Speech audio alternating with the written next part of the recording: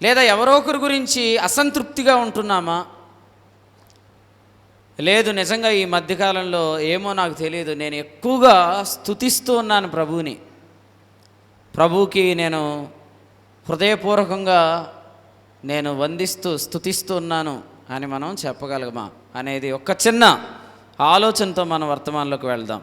ఎందుకంటే ఇదే పేతురు రాసిన పత్రికలో 3వ అధ్యాయం 16వ వచనంలో ఉన్న మాట ఒకసారి మనం చదువుకుందాం. పేతురు రాసిన మొదటి పత్రిక 3వ అధ్యాయం 16వ వచనాన్ని ఒకసారి మనం చదువుకుంటూ ముందుకు వెళ్దాం.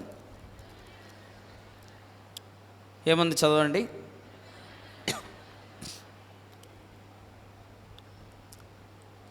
క్రీస్తును మీ హృదయములందు ప్రభువుగా ప్రతిష్ఠించుడి అని ఉంది కదండి. ఏముంది ఆ లైన్ పెట్టండి. క్రీస్తును మీ హృదయములందు ప్రభువుగా ప్రతిష్ఠించుడి. 15వ వచనం.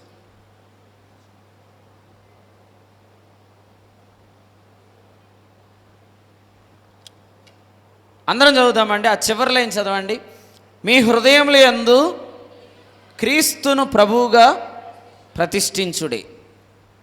సో ఈ మాట మనం ఆలోచిస్తున్నప్పుడు నిజంగా యేసుక్రీస్తు మన హృదయంలో ప్రభువుగా ప్రతిష్ఠించబడితే అప్పుడు మన హృదయములందు స్తుతి కదండి, ప్రభువుని మనము స్తుతించగలుగుతాం.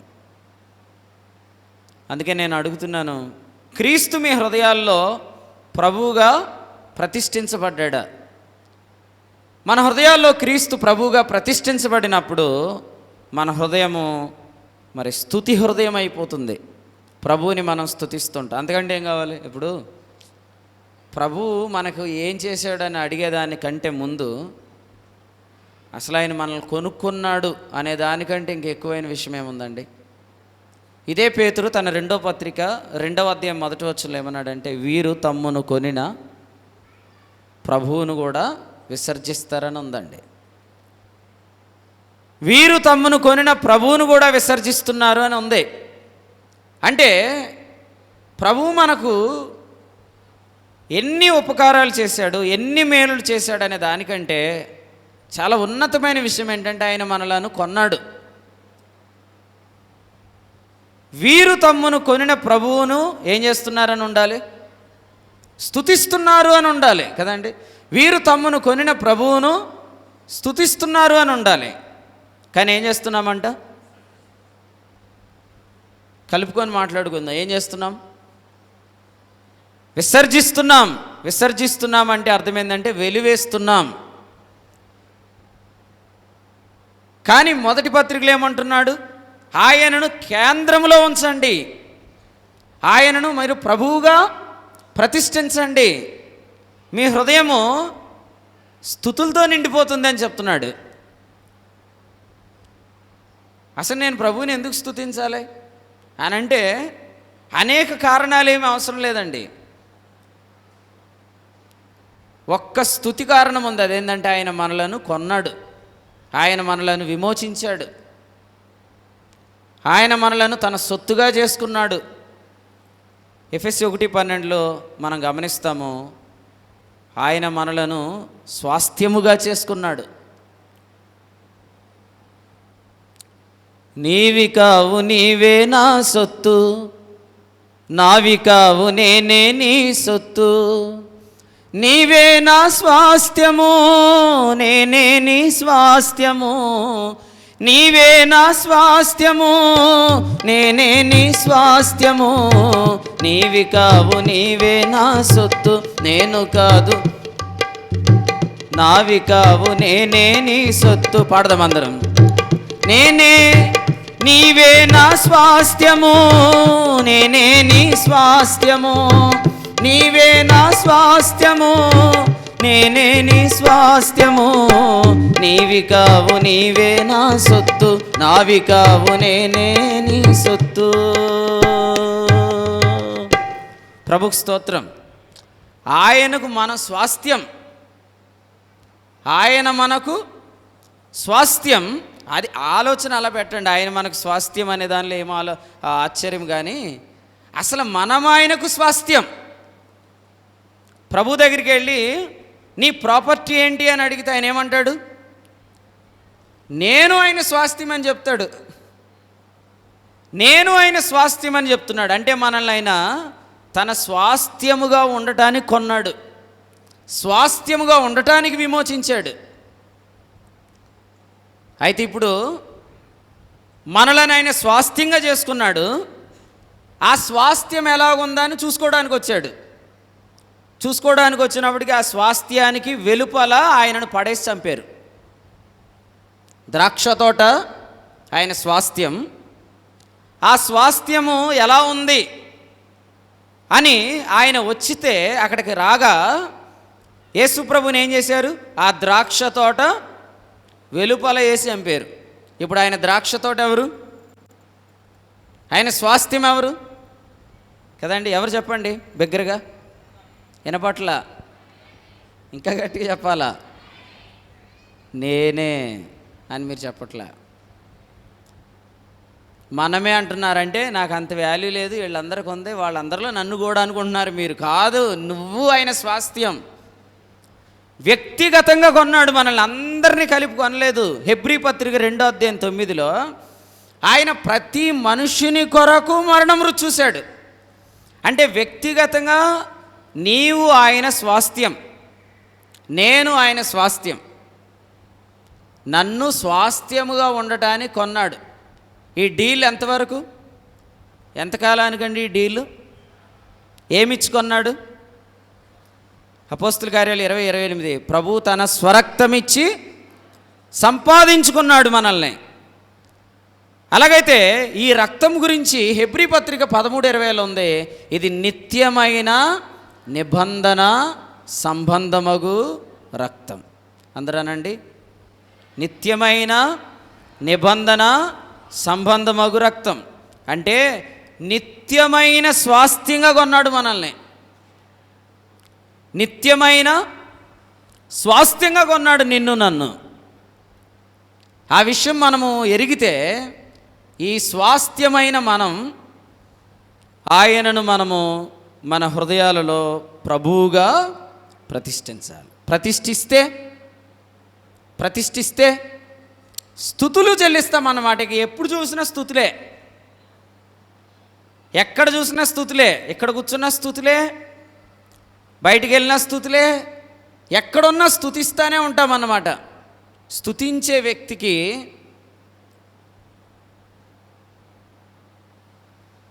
శత్రువులు ఉండరు అన్నమాట. స్తుతించే వ్యక్తికి శత్రువులు ఉండరు. ఎందుకంటే స్తుతించే వ్యక్తి తన మనసంతా ఎక్కడ పెడతాడు? ప్రభు మీదే పెట్టేస్తాడు కదండి. ఇక ఆ శత్రువులు, ఆ ఆలోచనలు, ఆ డిస్టర్బెన్సెస్ ఏముండవు అన్నమాట. అటువంటి అనుభవంలోనికి ప్రభు మనల్ని తీసుకొని వచ్చునుగాక. నిజంగా ఆలోచన చేయండి మన జీవితాల్లో. హెబ్రీ పత్రికలో ఒక మాట మనం చదువుకుంటూ ముందుకెళ్దాం. ఒకసారి మీరు 12వ అధ్యాయం చూడండి. హెబ్రీ పత్రిక 12వ అధ్యాయము. ఈ అధ్యాయంలో 3వ వచనం చదువుదాం.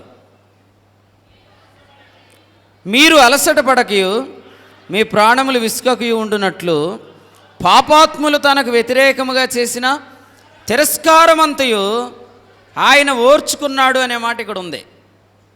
అది 12వ అధ్యాయంలో మనం చూస్తాం. కానీ 13వ అధ్యాయంలోకి వెళ్తే 13వ అధ్యాయం అనుభవం చూడండి. 13వ అధ్యాయంలో మనం ఒక మాట గమనించవచ్చు. 21వ వచనం చివరి లైన్ చదవండి. యేసుక్రీస్తుకు యుగ యుగములకు మహిమ కలుగును గాక. యేసు ప్రభుకు అవమానం కలిగింది 12వ అధ్యాయంలో. ఆయన తన ఎదుట ఉంచబడిన ఆనందము కొరకై అవమానమును నిర్లక్ష్య పెట్టాడని ఉంది. కానీ ఇక 13లోకి వెళ్ళిపోతే అక్కడ ఏముందంటే యుగ యుగములకు ఆయనకు మహిమ. 13వ అధ్యాయానికి వెళ్ళిపోతే యుగ యుగములకు ఆయనకు మహిమ అనే మాట చూస్తున్నాం. అంటే యేసు ప్రభు ఎటువంటి అనుభవంలోకి వెళ్ళాడంటే ఇక భవిష్యత్తులో యుగ యుగాలకు ఆయనకు మహిమ కలిగే అనుభవంలో అపవాది ఉండడు, కదండి, అపవాదం ఉండడు కదా. నిత్యత్వంలో అపవాదం ఉంటాడండి? నిత్యత్వంలో అపవాదం ఉంటాడా? ఉండడు. క్రీస్తు విరోధి ఉండడు. అబద్ధ ప్రవక్త ఉండడు. క్రీస్తు విరోధులు ఉండరు. అబద్ధ ప్రవక్తలు ఉండరు. దుష్టులు ఉండరు. అంటే ఆ నిత్యత్వంలో ఏముంటుంది?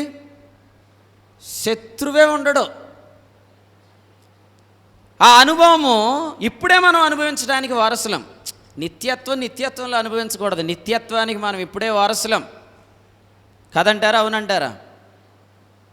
మహిమ దేహాన్ని మనం ధరించుకోవడానికి మనం ఇప్పటికే యేసు ప్రభువుని నమ్మిన వెంటనే మనం మహిమ దేహాన్ని ధరించుకోవడానికి వారసులం అయ్యామంటున్నాడు. కొరింథీ 2వ పత్రిక 5వ అధ్యాయం 5వ వచనం ఒకసారి చూడండి.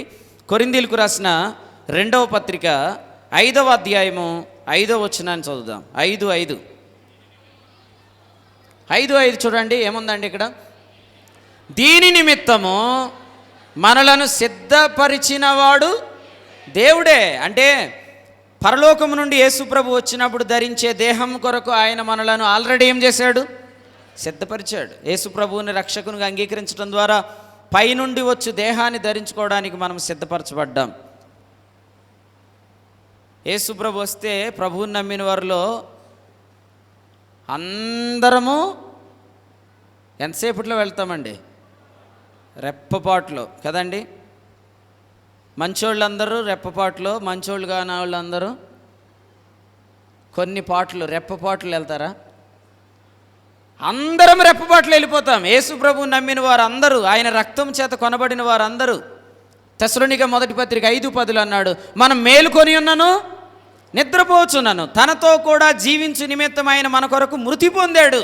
అంటే ఆయన మన కొరకు చనిపోయినప్పుడే ఒకవేళ మనం మెలకుగా ఉన్నామా, ఈ వర్తమానాన్ని అర్థం చేసుకోగలిగిన ఆసక్తితో ఉన్నామా, లేదు అసలు ఇప్పుడు ఈ మధ్యకాలంలో మనం ఇటువంటి ఆసక్తే లేకుండా ఉన్నామా, కొనబడిన వారమైతే ఆయన వచ్చినప్పుడు ఆయనతో కూడా ఉండు నిమిత్తం ఆయన మన కొరకు మృతి పొందాడు. అంటే ఆయన మన కొరకు పేమెంట్ చేశాడు. అంటే ఏ క్షణంలో ప్రభు వచ్చినా రెప్పపాట్లు మనం ప్రభుతో ఉంటాం. అలాగైతే ఇక్కడ మనల్ని ఆపింది ఏది చెప్పండి? ఆర్ఆర్ ఫంక్షన్ హాలే కదా ఇది. ఇక్కడ మనల్ని ఆపింది ఏది? ఈ దేహం. కానీ మీరు ఆలోచిస్తే ఈ దేహానికి మనం రుణస్థులము కాదు. ఒకసారి ఆ పదం చదువుకుంటూ ప్రభుని స్తుతిద్దామా? రోమాపత్రిక 8వ అధ్యాయం 12వ వచనం ఒకసారి తీయండి. రోమీలకు రాసిన పత్రిక 8వ అధ్యాయము 12వ వచనం. కాబట్టి సహోదరులారా, శరీరానుసారముగా, అక్కడ ప్రవర్తించుట దగ్గర ఆలోచించుటానండి. కాబట్టి సహోదరులారా, శరీరానుసారముగా ప్లాన్ చేయటానికనండి. మనము శరీరమునకు అంతే. శరీరాన్ని బట్టి మనం ఇప్పుడు ఏం ప్లాన్ చేయలేకపోతున్నాం?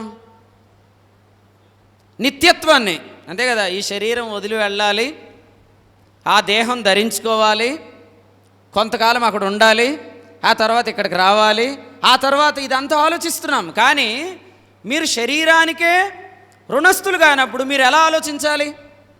శరీరాన్ని బట్టి ఆలోచించకూడదు. శరీరాన్ని బట్టి ఆలోచించకూడదంటే మనం నిత్యత్వాన్ని ఎప్పుడు అనుభవించాలి?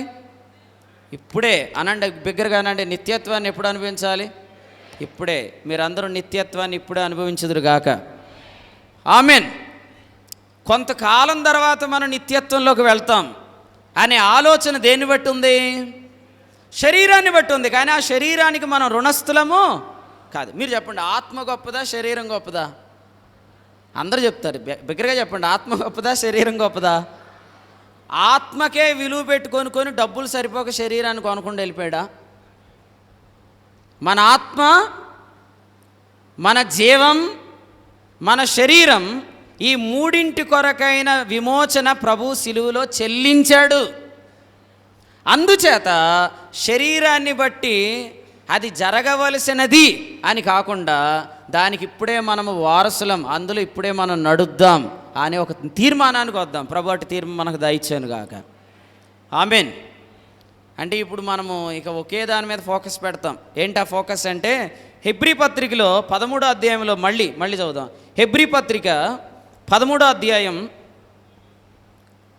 15వ వచనం చదువుదాం.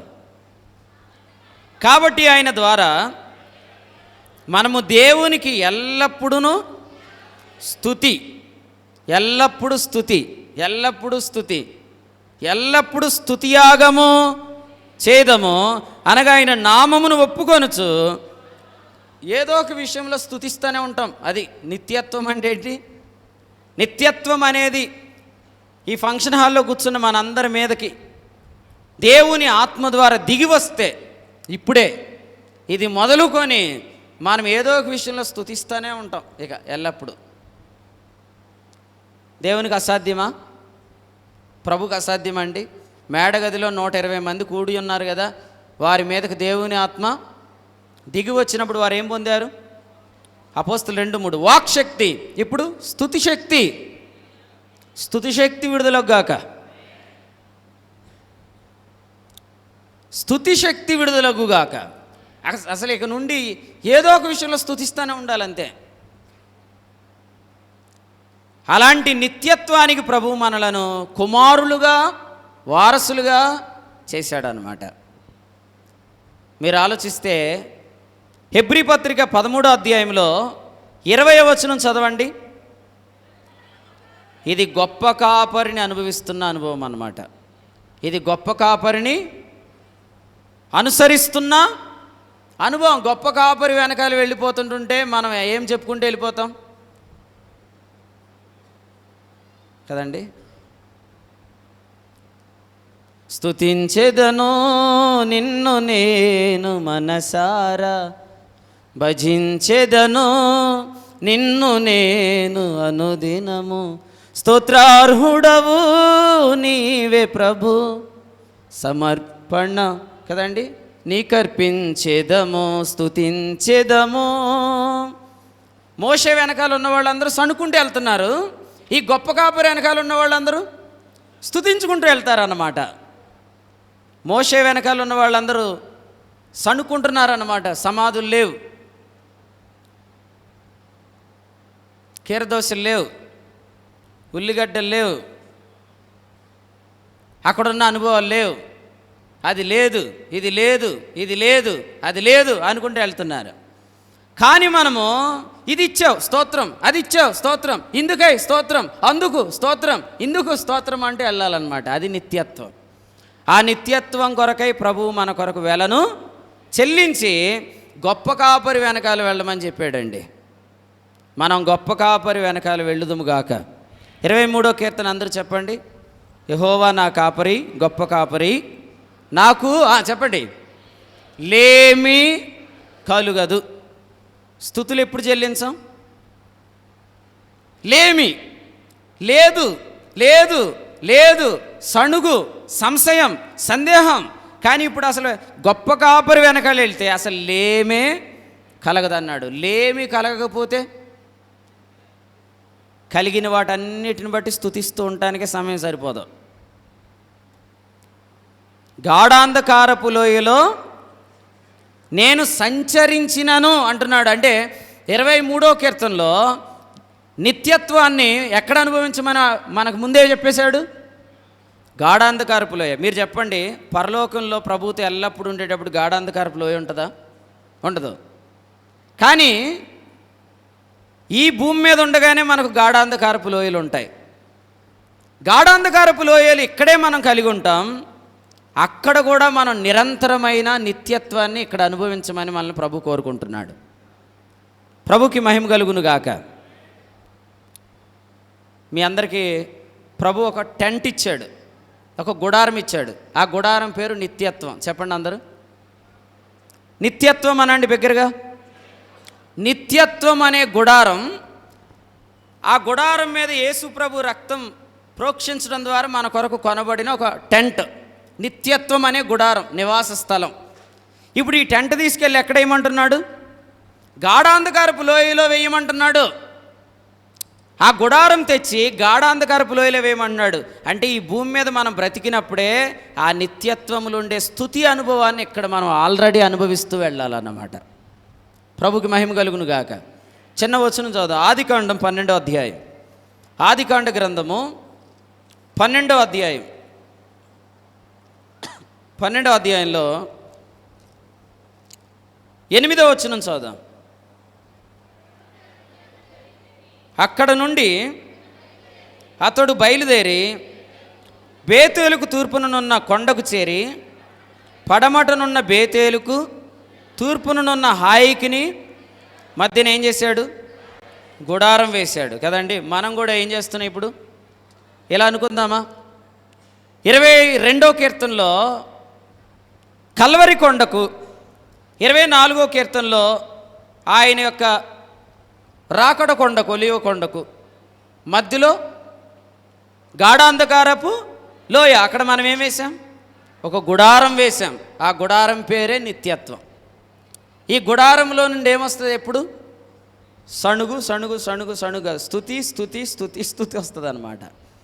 ఆ గుడారం మీరు అందరూ ఇప్పుడు వేసేయాల. భోజనం చేసేలోపు అందరూ ఆ గుడారం వేసి భోజనానికి వెళ్దాం. ఇక భోజనం దగ్గర కూర్చోగానే ఏం స్టార్ట్ అయిపోవాలా?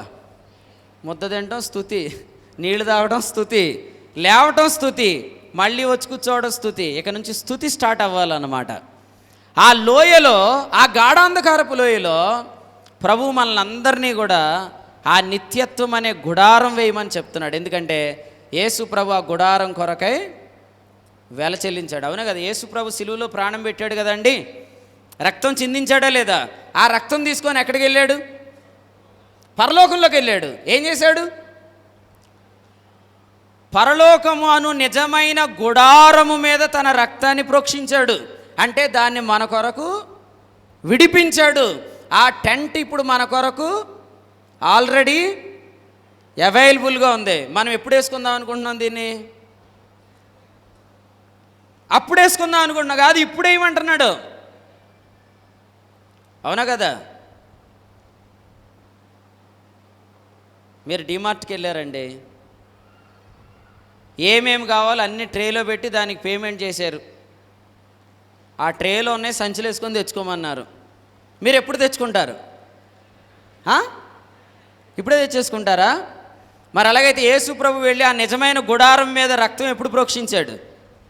ఆయన వెళ్ళిన వెంటనే ప్రోక్షించాడు. అంటే ఆ గుడారానికి వెల ఎప్పుడు చెల్లించబడింది?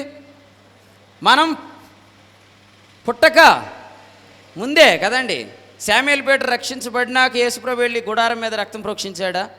ఆయన మన కొరకు ప్రాణం పెట్టి తిరిగి లేచి పరలోకంకు వెళ్ళి పరిశుద్ధ వస్తువులన్నిటి మీద తన రక్తాన్ని ప్రోక్షించినప్పుడే ఆయన మన కొరకు ఆ గుడారాన్ని సంపాదించి పెట్టాడు.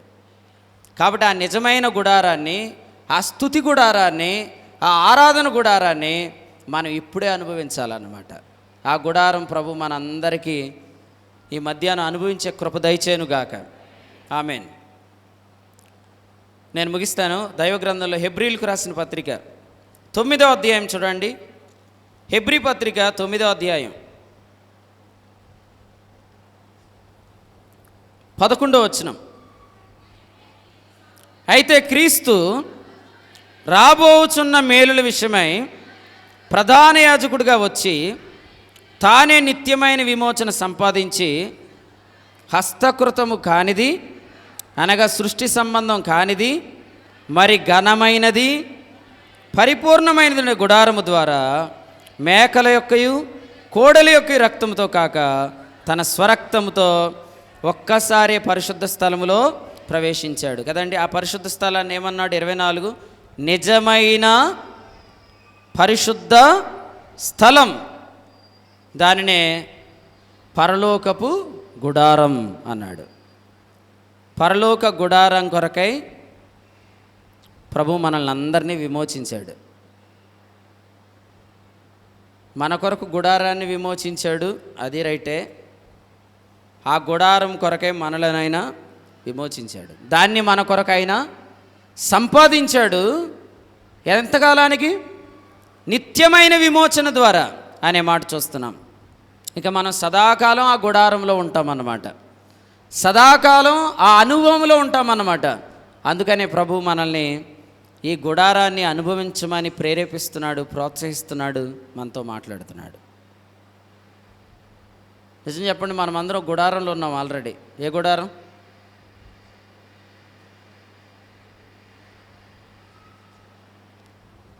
ఈ గుడారములో ఉన్నంతకాలం మూలుగుతామంట. మూలిగే గుడారంలో ఉన్నాం. మూలిగే గుడారంలో ఉన్నాం, కానీ ఏ గుడారం కొరకు వింటున్నాం? స్తుతి గుడారం గురించి వింటున్నాం, స్తుతించే గుడారం. ఈ గుడారంలో ఉన్నాం కాబట్టి గుడారంలో ఆకలి కూడా ఉంది, కొన్ని అనుభవాలు కూడా ఉన్నాయి. కానీ అసలు మనం ఈ దేహంలో ఉండగానే ఆ పరలోకపు గుడారపు ఎక్స్పీరియన్స్లోనికి మనల్ని రావాలని మీటింగ్స్ ఏర్పాటు చేశారు. ఆకలి ఏంటో కూడా మర్చిపోయేటట్టు చేసే అనుభవాలు అవి. శిరీషక్క సీరియస్గా మాట్లాడితే నిద్ర కూడా రాదు ఇంకా అంతలో కదండి. కునుకు రాదు, ఆవలింతలు రావు కదా, అసలు నీరసం రాదు. ఆ గుడారం. కానీ ఆ గుడారాన్ని మనం ఇప్పుడే అనుభవించాలంట. ఈ గుడారంలో ఉన్న మనం మూలుగుతున్నాం, కానీ ఆ గుడారం కొరకే మనము వారసులం అనే సంగతిని మనం గమనిస్తున్నాం. అసలు ఈ అనుభవంలోనికి మనల్ని ఎవరు తీసుకెళ్తున్నారు? బర్నబాస్ తీసుకెళ్తున్నాడా? ఒక వ్యక్తి మనల్ని తీసుకెళ్ళట్లేదు. ఈ గుడారంలోంచి ఆ గుడారంలోకి షిఫ్టింగ్ ప్రోగ్రామ్. ఇందులో నుంచి అందులోనికి మనల్ని ఎవరు తీసుకెళ్తున్నారంటే, మృతులలో నుండి యేసును లేపిన వాని ఆత్మ. రోమపత్రిక 8:11. మృతుల్లో నుండి యేసును లేపిన వాని ఆత్మ మీలో నివసించిన ఎడల, మృతులలో నుండి క్రీస్తు యేసును లేపినవాడు చావునకు లోనైన మీ శరీరములను కూడా మీలో నివసిస్తున్న తన ఆత్మ ద్వారా ఏం చేస్తున్నాడు? జీవింపజేస్తున్నాడు.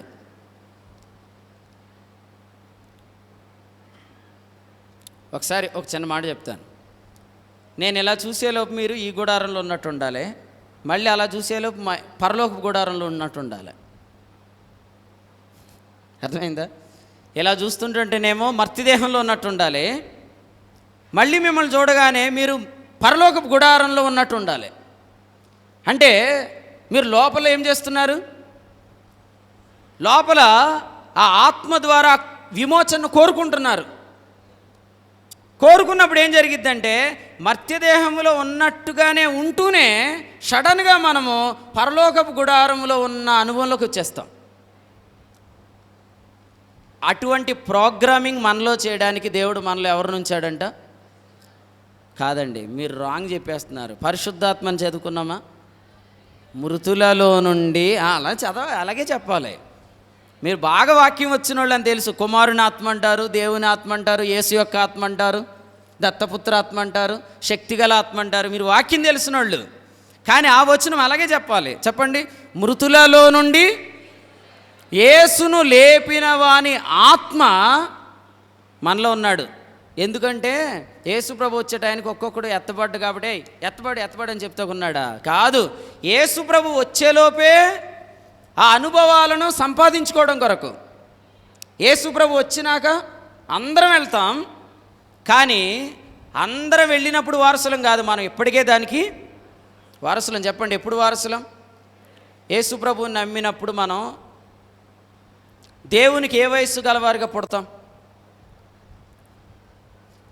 యేసు ప్రభువుని మనం నమ్ముకున్నప్పుడు, ఒక సండే స్కూల్ అబ్బాయి యేసు ప్రభువుని నమ్ముకున్నాడు, ఒక యవనస్తుడు యేసు ప్రభువుని నమ్ముకున్నాడు, ఒక వృద్ధుడు యేసు ప్రభువుని నమ్ముకున్నాడు. ఈ ముగ్గురులో యేసు ప్రభువుని నమ్మగానే ఈ ముగ్గురులో ఎవరు కుమారులు, ఎవరు బాలురు?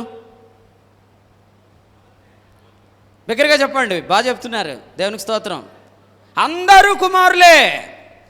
అంటే యేసు ప్రభువుని నమ్మిన బాలుడు కూడా ఎవరు? కుమారుడే. ధర్మశాస్త్రం క్రింద ఉన్న వృద్ధుడు కూడా ఎవడు? బాలుడే. ధర్మశాస్త్రం క్రింద ఉంటే వృద్ధుడు బాలుడు. విశ్వాసం అనే నిబంధనలోకి వస్తే బాలుడు కుమారుడు. కాదు, పెద్దోళ్ళ కోసం ఆసక్తిగా చెప్దాం, వృద్ధులు కూడా యవనస్తులే. అది బాగుంది కదండి. వృద్ధులు కూడా ఎవరు?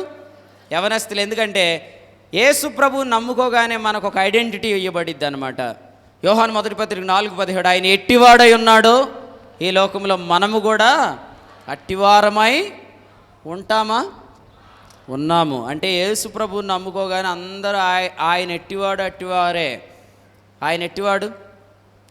పడుచువాడా పడుచువాడా ఏకరీతిగా ఉన్నవాడవు, సంవత్సరములు తరుగని వాడవు, ఏకరీతిగా ఉన్నవాడవు, సంవత్సరములు తరుగని వాడవు.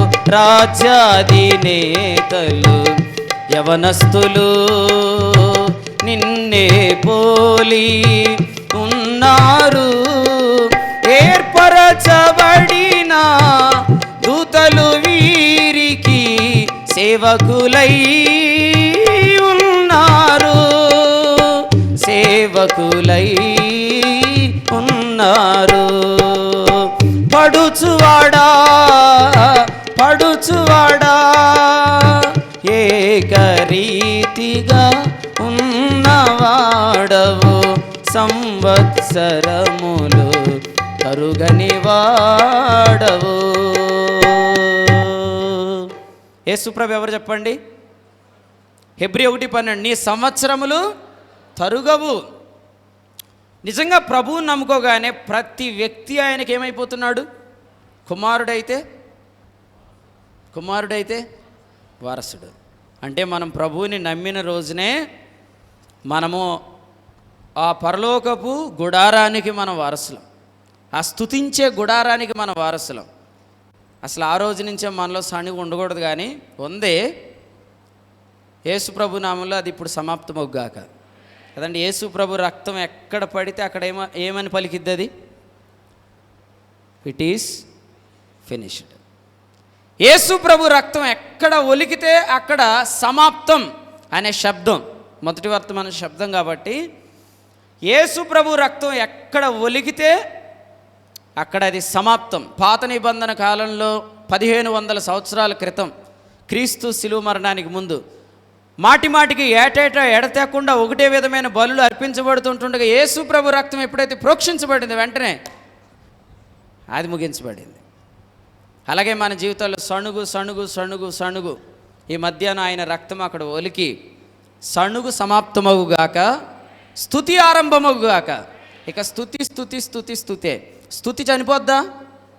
క్రొత్త నిబంధనకు మధ్యవర్తి ఇకను చనిపోడు. రోమాపత్రిక 6:8, మృతుల్లో నుండి లేచిన యేసుక్రీస్తుకి ఎన్నటికీ చనిపోడు. ఒక్కసారి ఈ స్తుతి అనుభవాన్ని మనలో ప్రభు ఈ మధ్యాహ్నం యాక్టివేట్ చేస్తే అది ఎన్నటికీ చనిపోదు. నేను ఎప్పుడైనా సణుగుతావేమోనని వెయిట్ చేస్తున్నాను బ్రదర్ నీ గురించి అనేటట్టుగా ప్రభు మనల్ని మార్చేయనుగాక. సణుగు లేదు, సందేహం లేదు, సంశయం లేదు, స్తుతే. మీకు ఒకటి తెలుసా? అని ఎవరైనా ఏదైనా చెప్తే అవునా ప్రభుకు స్తోత్రం, అలాగదే బాబు ఇది తెలుసా, అవును స్తోత్రం. నీకు అర్థం కావట్లేదు స్తోత్రం. ప్రతి విషయంలో స్తుతించేటట్టుగా ఆ గుడారానికి మనల్ని ప్రభువు వారసులుగా చేశాడు. దాని కొరకు ఆయన మనలను సంపాదించాడు. కాబట్టి ఒకరోజు ప్రభు వస్తాడు, ఈ గుడారం విడిచిపెట్టి ఆ గుడారంలోకి వెళ్దాం అనుకోకుండా ఇప్పుడే ఈ గాఢాంధకారపు లోయ అనే ఈ గొప్ప కాపరి మనల్ని నడిపిస్తుంటుండగా ఇప్పుడు ఆ గుడారం వేద్దాం, ప్రభువుని మనమందరం స్తుతిద్దాం. ఒక చిన్న తీర్మానం చేసుకొని మనం ఆగిపోదాం. అసలు ఇక నుండి యేసు ప్రభు నామమున ప్రార్థిస్తున్నాను తండ్రి అనే దానికంటే ఏమందాం? యేసు ప్రభు నామమున స్తుతిస్తున్నాను తండ్రి అందాం. అందరు దగ్గరగా అంటారా? యేసు ప్రభు నామమున, యేసు ప్రభు నామమున, యేసు ప్రభు నామమున స్తుతిస్తున్నాను తండ్రి అనే అనుభవానికి వచ్చేద్దాం. ఎందుకంటే మనం ఒక్క వచనం చివరిగా చదివి ప్రార్థన చేద్దాం. పేతురు రాసిన మొదటి పత్రిక 1వ అధ్యాయము 3వ వచనం చదువుదాం. పేతురు రాసిన మొదటి పత్రిక 1వ అధ్యాయం 3వ వచనం. మన ప్రభువగు యేసుక్రీస్తు తండ్రి అయిన దేవుడు ఎందుకు స్తుతించబడును గాకంటే అక్కడ చెప్పాడు, జీవము గల నిరీక్షణ మనకు కలుగునట్లు ఆయన మనలను తన విశేష కనికరము చొప్పున జన్మింపజేశాడు. కలుగునట్లు అనండి, 3 సార్లు అనండి. కలుగునట్లు కలుగునట్లు కలుగునట్లు. ఇంగ్లీష్లో లాసా గెయినా చెప్పాలి. కలుగునట్లు కలుగునట్లు కలుగునట్లు అంటే ఇంగ్లీష్లో లాసా గెయినా. గెయిన్ అయితే ఏం చేయాలా? మన ప్రభువగు యేసుక్రీస్తు తండ్రి అయిన దేవుని స్తుతించాల. There is no loss, because యేసు ప్రభు తిరిగి లేచి అక్కడికి వెళ్ళిపోయాడు. అక్కడికి వెళ్ళినప్పటి నుండి మనకు ఏం పంపిస్తున్నాడు? జీవము గల నిరీక్షణ. మొట్టమొదటి యేసు ప్రభు వెళ్ళగానే ఈ భూమి మీదకి ఎవరు వచ్చారు? వెరీ గుడ్, రైట్ ఆన్సర్, పరిశుద్ధాత్మ వచ్చాడు. రెండవదిగా ఎవరు వచ్చారు? మీరు ఆలోచన చేయండి. రెండవదిగా ఎవరు వచ్చారంటే, నేను అలా గుర్తు చేసి వెళ్తాను, దేవుని ఎదుట మనం నీతిమంతులమనే మనస్సాక్షి వచ్చింది. పేతురు మొదటి పత్రిక 3వ అధ్యాయం చివరి వచనం. అక్కడి నుండి ఇటువంటి అనేకమైన వర్తమానాలు వస్తున్నాయి. ఇంక ఇవన్నీ కాదు, ఇప్పుడు ఎవరు వచ్చేస్తున్నారు? ఆయనే రాబోతున్నాడు కదండి. ఈ వర్తమానం పేరేంటి? యేసు ప్రభు. నిర్మలమైన మనస్సాక్షి పేరేంటి? యేసు ప్రభు. పరిశుద్ధాత్మ ఎవరు? యేసు యొక్క ఆత్మ. అంటే ఆ రోజు ఆయన అక్కడికి వెళ్ళినప్పటి నుంచి మనకు ఆయన వస్తూనే ఉన్నాడు. చివరిగా ఆయనను మనము ఇక డైరెక్ట్గా పర్సనల్గా ఇంకా వ్యక్తిగతంగా ఆయనతో ఉండటానికి వెళ్ళిపోబోతున్నాం. మరి ఇన్ని అక్కడికి వెళ్ళినప్పటి నుంచి కలుగుతున్నాయి కాబట్టి, అక్కడికి ఆయన వెళ్ళాడు కాబట్టి అన్ని కలుగు. మన వాళ్ళు దుబాయ్ వెళ్తే చెప్పండి, మన వాళ్ళు దుబాయ్ వెళ్తే నెల నెల వస్తాయి. వాళ్ళు వచ్చినప్పుడు కూడా కొన్ని వస్తాయి. అమెరికా వెళ్తే వస్తాయి. మన ప్రభు పరలోకం వెళ్తే పరిశుద్ధాత్మ వచ్చాడు. ఆయన ఎదుట మనము ఎలా కనబడుతున్నామనే ప్రత్యుత్తరం వచ్చింది. అది మొదలుకొని ఆయన అక్కడ ఉన్నందున ఇటువంటి వర్తమానాలు, వాగ్దానాలు, నిరీక్షణ మనకు వస్తుంది. ఇక పరలోకము నుండి త్వరలో మన ప్రభువే రాబోతున్నాడు. ఇంత గెయిన్ ఉన్నవాళ్ళు ఏం చేయాలి? అస్తమాటు స్తుతించాలి. పరలోకంలో ఎవరున్నారు? మనోడు ఉన్నాడు. చెప్పండి అందరూ, పరలోకంలో ఎవరున్నారు? దేవుని ఇంటి పైన మనకు గొప్ప యాజకుడు. లోకానికి ఉన్నారా ఎవరైనా పరలోకంలో? లోకానికి ఎవరైనా పరలోకంలో ఉన్నారా? ఎవరు లేరు. మనకున్నారా? మనోడు ఉన్నాడు, మన పురుషుడు ఉన్నాడు, మన శిరస్సు ఉన్నాడు, మన స్వాస్థ్యం ఉన్నాడు, మన జీవం ఉన్నాడు, మన కొరకు రాబోయే క్రీస్తు అక్కడ ఉన్నాడు. మనవోడు అక్కడ ఉన్నప్పుడు అక్కడి నుంచి అన్నీ వచ్చేవన్నీ శ్రేష్టమైన ప్రతివి, సంపూర్ణమైన ప్రతి వరం పరసంబంధమైనదే.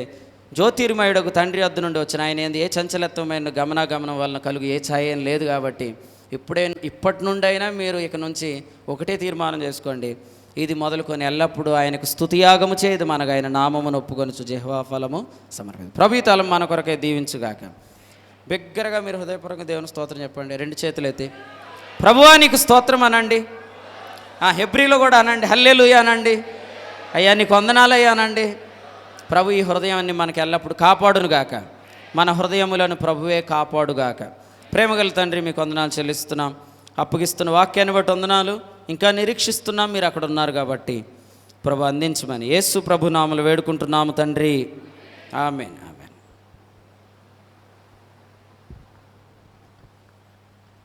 ప్రభు అయిన యేసుక్రీస్తు నామానికి మహిమ కలుగునుగాక. హల్లెలూయా.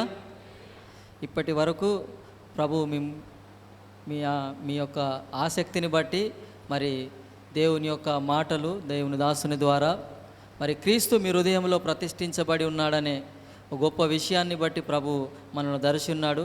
క్రీస్తు మన హృదయంలో ప్రతిష్ఠించబడినప్పుడు మనము స్తుతించే వారముగా, మనం ఆయనను ఆరాధించే వారముగా, ఆయనను కృతజ్ఞతాస్తుతులు చెల్లించే వారముగా ఉండాలని మరి లేఖన సత్యంలో నుంచి ప్రభు మాట్లాడి ఉన్నారు కనుక ఆయన రక్త ప్రోక్షణ ద్వారా మనకు సమస్తము నుంచి విడుదల కలిగిందని, ఆయన మన పక్షముగా పరలోకములో ఉన్నాడని, క్రీస్తు మాత్రమే మన జీవితాల్లో మేలు చేసే దేవుడని, మరి రోమపత్రికలో యేసుక్రీస్తును లేపినటువంటి ఆత్మ మనలో ఉన్నాడనే సత్యాన్ని మనతో ప్రభు మాట్లాడి ఉన్నారు కనుక ఈ విషయాలను బట్టి మనం ధైర్యము కలిగి మనం ఆయన ఆరాధించుటకు, స్తుతించుటకు, కృతజ్ఞతలు చెల్లించుటకు మనల్ని దేవుడు ఈ విధంగా ఉదయకాల సమయంలో మరి రెండవ వర్తమానం ద్వారా దేవుడు ఏర్పాటు చేసుకున్నటువంటి అపోస్తుడైనటువంటి లూక్ బర్నబాస్ గారి ద్వారా ప్రభు యొక్క మాటలను మనకు వివరించున్నారు కనుక ప్రభువును స్తుతించుదాం. ఈ మాటలను పట్టుకొని ప్రభుకు మహిమ కలుగునట్లు మరి ప్రార్థన చేసుకొని ఈ యొక్క మొదటి దినంలో మొదటి సెషన్ని మనం ముగించుకొని మరి భోజనాల్లోనికి వెళ్దామండి. మరి మన మధ్యలో ఉన్నటువంటి కరీంనగర్లో పరిచయం జరిగిస్తున్నటువంటి దేవుని సేవకులు మన మధ్యలో ఉన్నారు. భానుశ్రీ గారు వచ్చి కరీంనగర్ ప్రాంతంలో, తెలంగాణ ప్రాంతంలో మరి సేవ జరిగిస్తున్నటువంటి వారు వచ్చి మరి ప్రార్థన చేయవలసిందిగా వారిని ఆహ్వానిస్తున్నాము.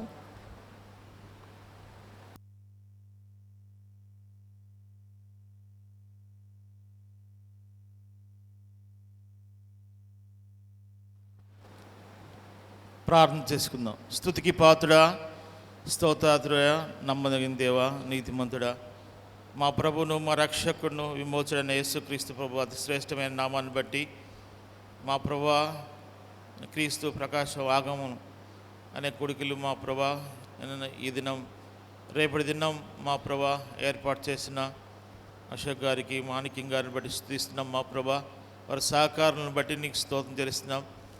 ఇది నాన్న ఆర్ఆర్ ఫంక్షన్ హాల్లో నైనా మా ప్రభా తీసుకొచ్చిన సమాజాన్ని బట్టి నీకు స్తోత్రం తెలుస్తున్నాం.